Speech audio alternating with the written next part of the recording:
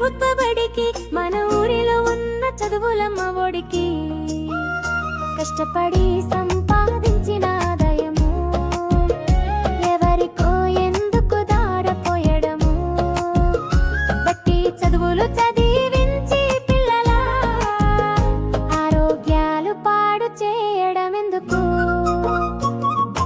ఒక్కొక్క రూపాయి కూడబెట్టి ఉపయోగించుకోండి, అవసరాన్ని బట్టి ఉన్నాయి కదా అని ఊరంతా పంచుతామా? లేకుంటే అప్పుల కుప్పలు చేస్తామా? ఉన్న లేకున్నా ఒక తీరుగా మనము ఉన్న వనరులన్నీ వాడుకోవాలి. అపకాలంలో అయ్యో దేవుడా అంటూ గాలిలో దీపమై మొక్కుకుందామా?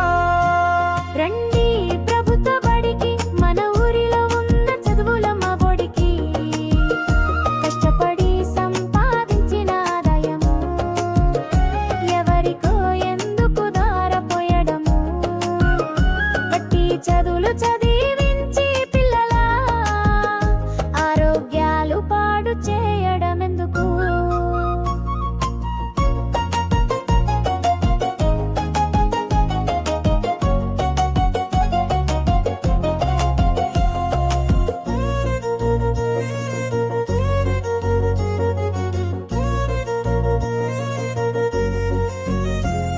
ఏ రోజు కారోజు ఎగజల్లుకోవద్దు, ఏ ఆపద రాదు అని అనుకోవద్దు.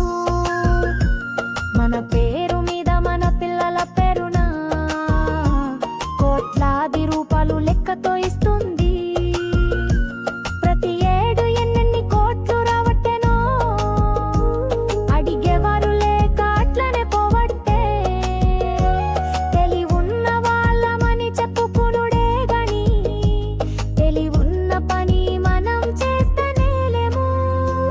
రండి ప్రభుత్వ బడికి మన ఊరిలో ఉన్న చదువులమ్మ ఒడికి కష్టపడి సంపాదించిన ఆదాయము ఎవరికో ఎందుకు దారపోయడము బట్టి చదువులు చదివించి పిల్లల ఆరోగ్యాలు పాడు చేయడం ఎందుకు?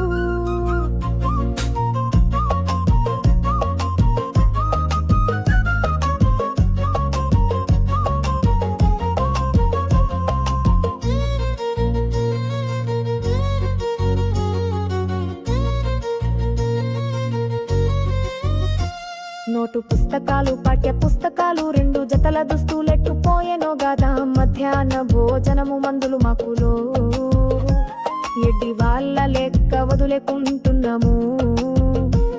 ఇరుకు గదుల్లోన పిల్లి కూన లెక్క పిల్లలు చదివితే ఆనందపడుకుంటా రంగ పొంగ వాళ్ళు బస్సుల్లో కూసోని నడుము నొప్పుల తోటి నరకము చూస్తుండ్రు.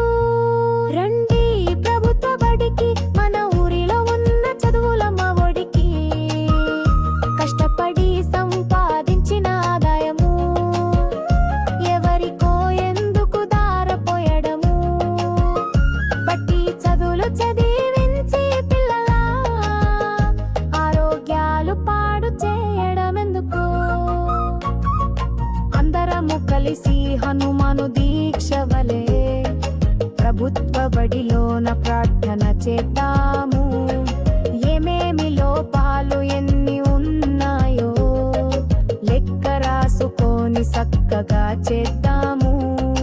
ఎందుకు నా ముసి మన బడి మన ఆస్తి మనము దూరమైతే మనకే గదా నష్టము.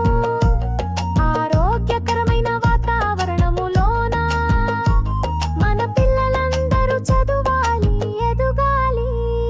రండి ప్రభుత్వ బడికి మన ఊరిలో ఉన్న చదువులమ్మ ఒడికి కష్టపడి సంపాదించిన ఆదాయము ఎవరికో ఎందుకు దారపోయడము బట్టి చదువులు చదివి